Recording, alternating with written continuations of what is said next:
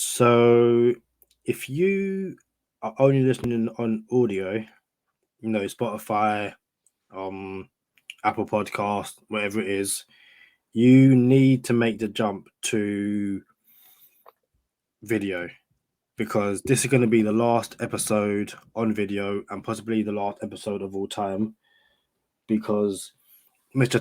Charlie Touche, Mr. I haven't been around for 3 weeks, he thinks he's slick. He's going to come on this podcast with a Kirk Merritt jersey and have it facing the front so you can see where it says Merritt and then trying to make it seem like, oh, Kadeem, where's your Kirk Merritt jersey? You don't have a Kirk Merritt jersey. I was specifically told, don't buy no more jerseys because when you do, they leave. So I didn't buy a Kirk Merritt jersey. I was told, buy the podcast, buy the Go Time Dolphins community, don't buy no more jerseys. So I didn't. And Mr. Charlie Touche is going to stab me in the back and get the jersey knowing full well I can't get it. And then if I do get the jersey and Merritt is traded or cut, it'll be like, well, there you go, Kadeem. That's what you get for that. So I think the episode done well without Charlie. I think Chris Adams, I know you listen to this Sunday, the review show. If you're ready for that, share by Steve. I chatted to him yesterday. I can get Lee. I just think that this is where the Charlie and Kadeem duo split ways. And when the history books look at why, it's because Charlie thinks he's got jokes. Hey Kadeem, you got a Kurt Merritt jersey? I have no Kurt Merritt jerseys. That's because he's my dog and not your dog. You see what I'm saying? I support my dogs. You know what I'm saying? Shout out to Kurt Merritt. We out here. And it's something I need to see more of. You feel me? I need to see, Isaiah Ford keep coming off the practice squad. And Mac Hollins looks like a real receiver nowadays.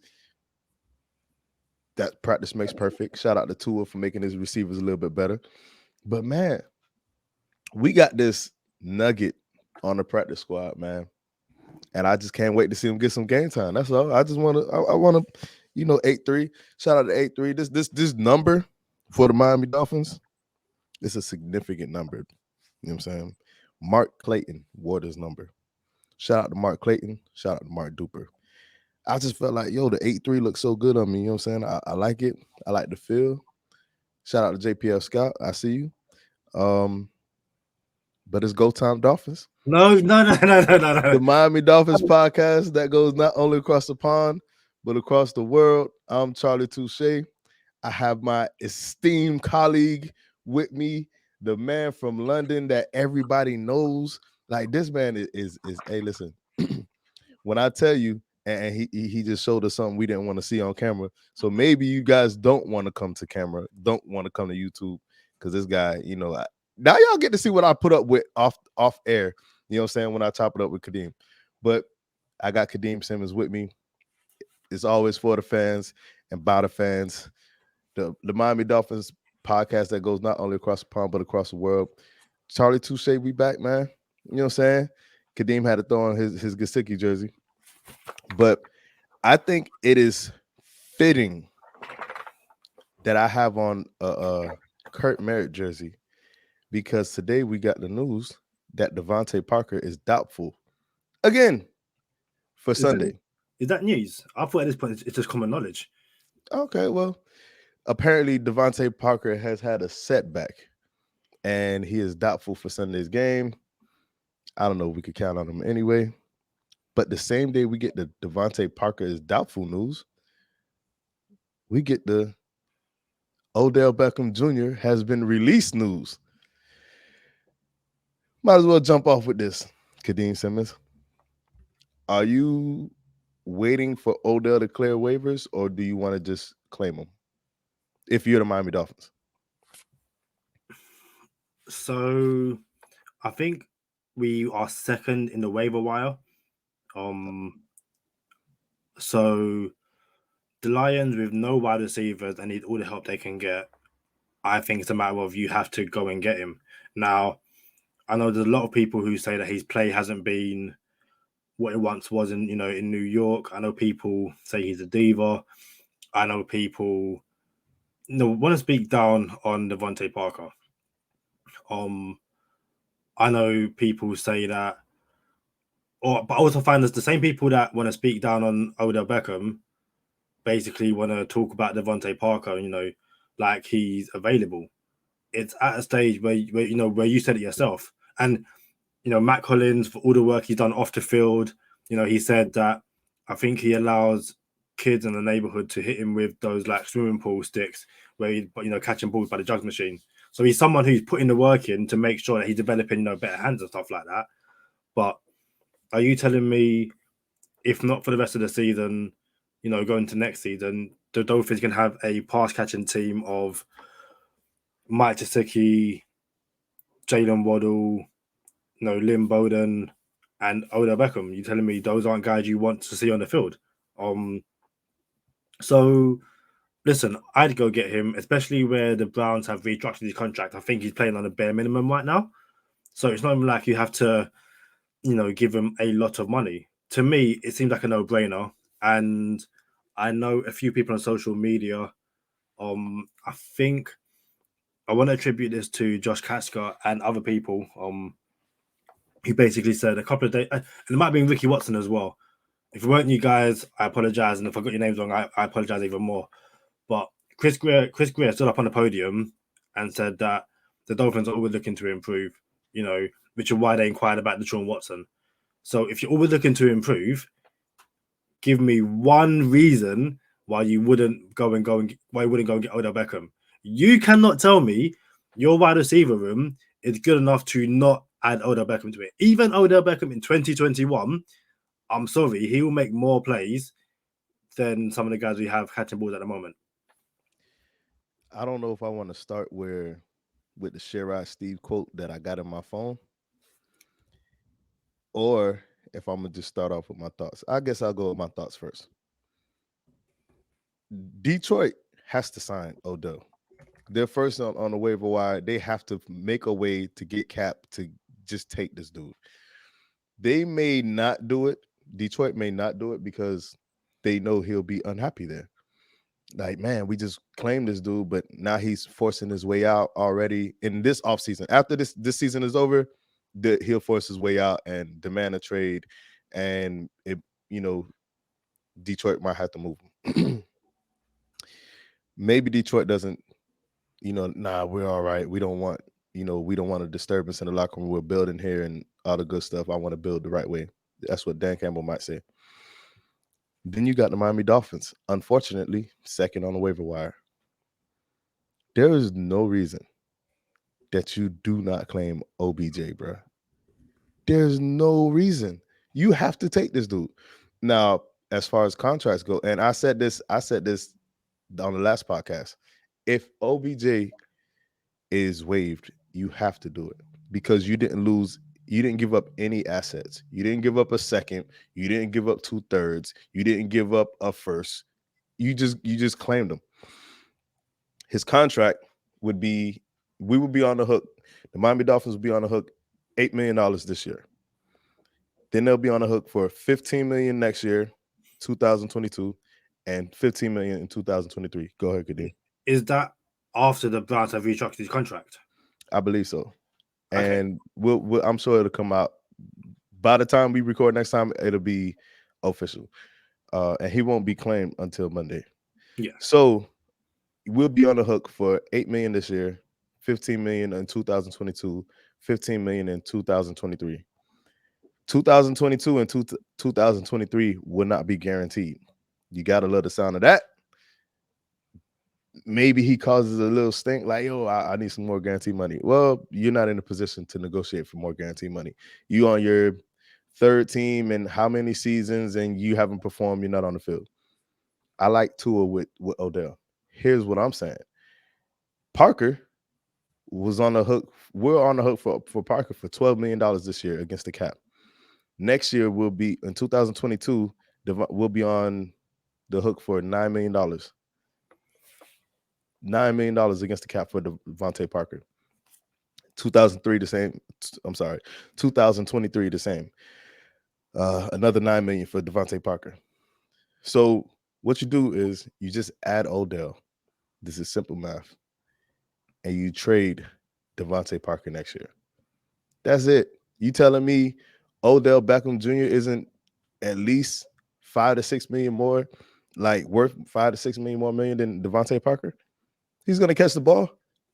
He's gonna be more available than Parker is. Parker's never available. Never.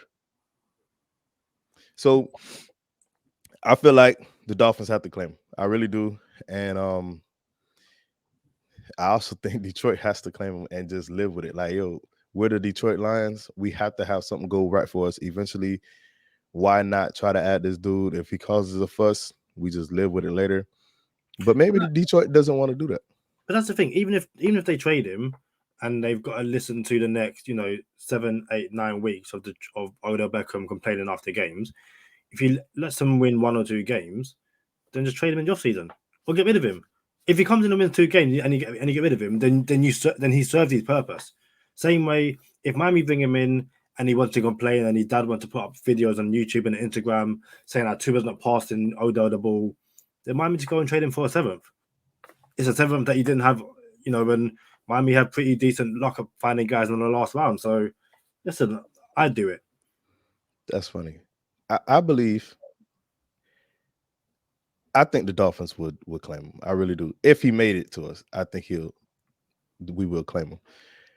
I also think if we passed on him, the Seahawks will claim him or Green Bay would claim him.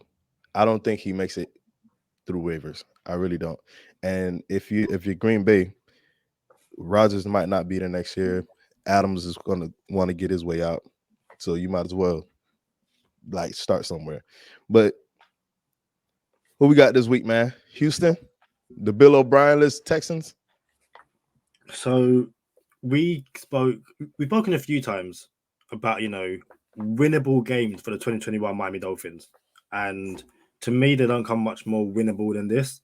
The problem is the 2021 Miami Dolphins have shown that they can't win winnable games. They lose winnable games. This is a Miami Dolphins team which, even if I want to be completely behind them and completely we can do this on Sunday, they'll find a way to mess up. And if it's not going to be dumb drops from wide receivers, it's going to be dumb penalties to set us 1st and 15. Will be 3rd and short, or it'll be 3rd and 7 because of something dumb. Or, the defense, which is paying cornerbacks X amount of money and, all these players, they'll just find a way to let Tyrod Taylor, basically drive down the field and score touchdowns. Like, I would not be surprised if Tyrod Taylor and Brandon Cooks put up 150 yards between them, because it's going to be those slants and crossers, and no matter who's on them, it's just going to go, oh look, there you go, 75-yard touchdown, end of. I seen this on Twitter, and I couldn't disagree more, even though I didn't comment on it. I felt like there's a lot of people that are, listen, we got PTSD with Dolphin fans. Like when something starts to go wrong, it's all bad. Like, oh, this is it. It's happening again. I get it. And I seen someone say, oh, the Dolphins gave up on Flores. No one's playing like they wanted. And you can look at them on the field. They gave up. No one cares anymore. And just the demeanor of the team, they're just going through the motions and they want the season to be over with. We've seen that 100 times before with different Dolphins teams. All the time we see that. We suck again. They just want to cash out. They want to go on vacation. 1, 2, 3 Cancun. You know what I'm saying? That's not what I see here with this team. Not at all. Not even a little bit. Bro, I see Austin Jackson wanting to get in fights, like still putting up with sticking up for his teammates. I see friend of the podcast, Robert Hunt, doing the what's that dance, that the Jamar Chase dance? I forgot the name of it. I'm not sure. Man, you know the touchdown dance, you know what I'm saying? Oh, that one. Yeah. All the receivers do, yeah. Yeah. I see the whole offensive line does it when we score. a 1-17 and the offensive line is dancing when we score. I like that. You know what I'm saying? I saw very quickly in London when Bissett threw that pass to Durham Smythe. Two was pumped. Two was like, "Yo, we can do this." Yeah. I saw against the Falcons when we threw the touchdown to Matt Collins. Hollins was pumped. Two was pumped, and again, live. Yeah, you can see the dejection at the end of games when it's a last second field goal. You're just like, it's. Do you know what? I worked last night, and I listened to the Same Old Dolphins show, and Aaron had this take. We had to get him on to defend this take. Aaron was saying that we now need to lose to get rid of Flores and Greer, basically start again.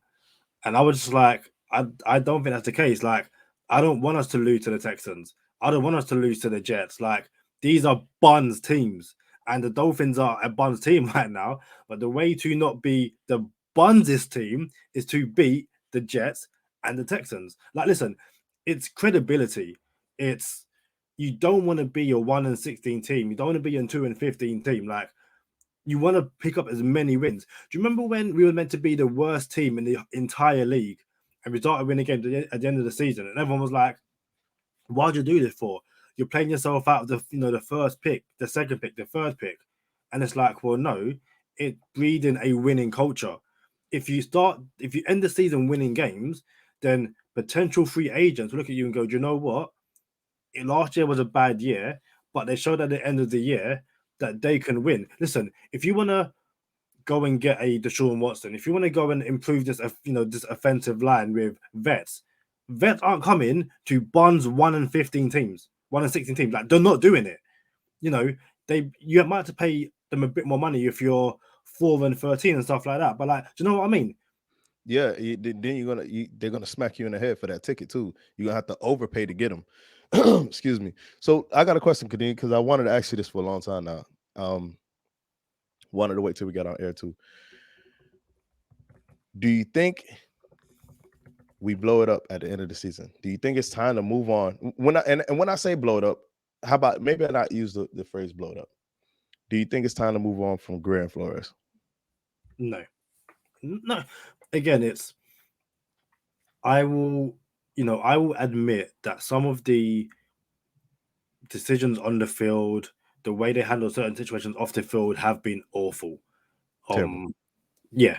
Egregious. And 100%. Like, I Horrendous. can't. Yeah, Buns. Like it's been nasty. I can't defend that. But again, I'm a believer in giving people a second chance. It's okay. You guys messed up this year, but it's a young team. Guys are still improving, and progression isn't linear. My friend Tom says all the time, progression isn't linear. So we were doing this. Okay, we're taking 2 steps back, but just because you're taking 2 steps back, you don't blow up the entire thing. Because again, it goes back to who do you bring in? Which first time head coach do you want to go and get? And the first 2 seasons will be nice, but then in the third season, when it all goes wrong, you blow up again. And again, that's where you get the situations where your rookie quarterback is only 7th OC in 5 years because you just sacked and sacked and sacked and sacked again. To me, it doesn't work. Try and build stability. So I don't think you move on from Flores or Greer right now. This is why. You don't move on from a coach that was arguably the coach of the year the season before. He didn't forget how to coach. You know what I'm saying? Yes, this is a terrible season. It's awful. This is bad. I get it. You don't move on from Flores yet. Now, I like Flores. I like Flores more than I like Greer. All right, Greer, you built something. We got to see what happens, right? Now, this is the 3rd year. The rebuild is done. We were supposed to do something this year. Everybody knows we were supposed to do something this year. We have expectations this year. First time we've had expectations in a long time. You like that feeling of, oh, man, I don't see no losses on the schedule. You know what I'm saying? Yeah. We're here. We got it here, and we blew it. Now, you give them a chance to get it right. You give them a chance to fix it, because what happened before was Flores inherited a bad team. Then he fixed it, which was this year. Now this is his. All right, this is on me. 2 years ago was not on Flores. Last year he overperformed. You know what I'm saying? He exceeded expectations. So now this year he underperformed. You don't get rid of somebody because he underperformed one season. This is his first season where he's underperformed.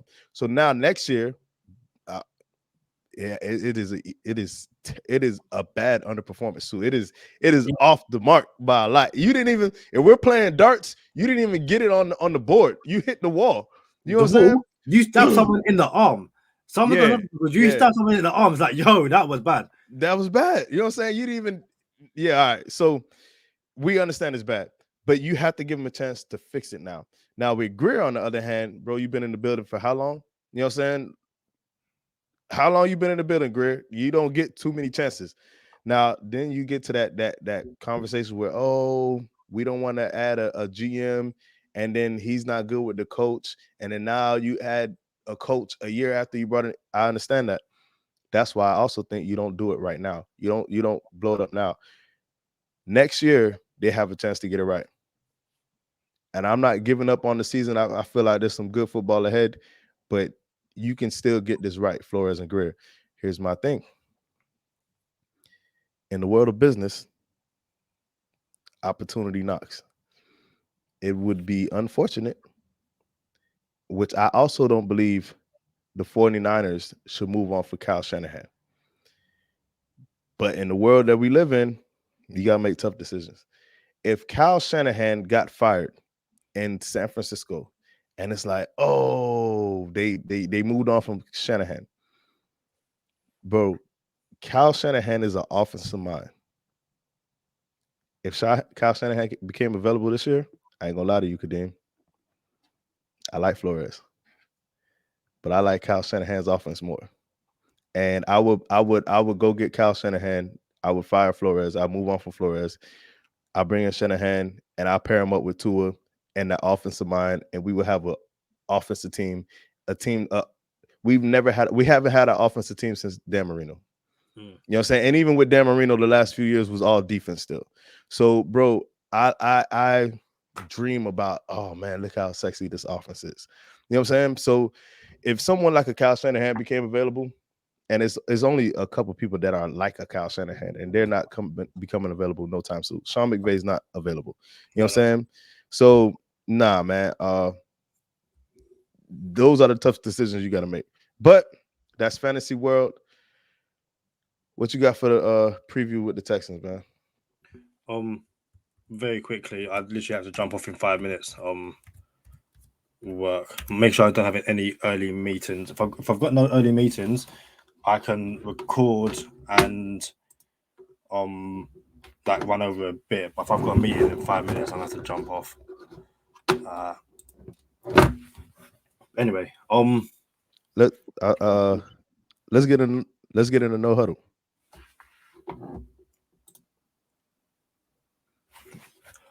So no huddle. We're in Houston this weekend. It's looking at like it's 23 degrees Celsius, 74 degrees Fahrenheit. As you mentioned earlier, Devante Parker is questionable with a hamstring, which seems like it just never, ever gets better. Which, you know better than me. Limited in practice on Thursday were Jerome Baker, Brandon Jones, obviously you know about the Parker, and Tua. Apparently banged his finger against the Bills. That's been troubling him this week. I think we should see him on Sunday, but he's questionable. Also, he was limited in practice, and Jalen Phillips and Greg Manx were full participants. They were on the injury report. As for the Texans, they had, so double check this. Thursday, Pharaoh Brown, Christian Kirksey, Hardy Nicholson, Watson. All these guys didn't participate. We know we're not going to see Watson on Sunday. Reverend Jordan, Jacob Martin, Justin McRae, and Kevin Pierre-Louis were limited. Rex Burkhead and Chris Conley were full. And Danny Amendola and Brandon Cooks did not participate on Thursday. Not injury related, they just didn't participate. Hey, fantasy football. Listen, we finally made it to Tua finding Gesicki. For a long time, that Tua Gesicki combination wasn't working for us, and we was like, "Oh, Ryan Fitzpatrick finds Gesicki more than Tua." No worries now. Gesicki is a plug and play. Like you set him and forget him. You know what I'm saying? So you got Gesicki. You would think Myles Gaskin would get off a little bit more because there's no Malcolm Brown, and for whatever reason, Malcolm Brown was eating into his touches.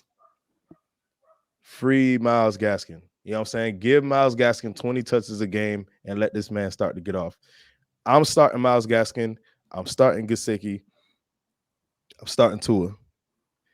Jason Sanders is going, if you don't have a kicker out there, you're on the waiver wire, you got a bye week kicker. I'll go with Jason Sanders. I don't mind it. He's not as dependable as he was last year, but he could get it right, man. You're allowed to have an off season. Not off season, but you're allowed to have a little off kicks. But let's go. Dolphin defense. Start the Dolphin defense. We're playing the Texans. We gotta do this, man. We gotta show up eventually. So that's all I got for fantasy football. I'm not starting no Texans. I don't care who it is. Straight up. Not even Brandon Cooks. No, I'm not starting Brandon Cooks because defense got to show up. This is it. Yeah, this it's like you said on the last episode. Can Tua get a defense? Can Tua get guys to make stops? And again, yes, there's been a few interceptions. There's been moments where the defense has helped out Tua after an interception. But stop letting these, bun teams drive down the field on us at the end of the game to score winning field goals. Like, just stop it. This is a game. I said it before the Jags game. I expect us to beat the Jags by 2 touchdowns. We need to beat the Texans by 2 touchdowns. It can't be a close game in the fourth quarter. If Tua's, questionable, let's have this game wrapped up within 3 quarters and bring in Brissett in the fourth quarter. Now, I know people will say you're 1-4. How can you be so confident? How can you be talking like this? Sorry, 1-7, sorry. Yeah, definitely 1-7. Yeah. How can you be talking like that when you've won one game all season? It's because I don't think we're a Buns team because of 1-7, but I don't think we're a 1-7 team, if that makes sense.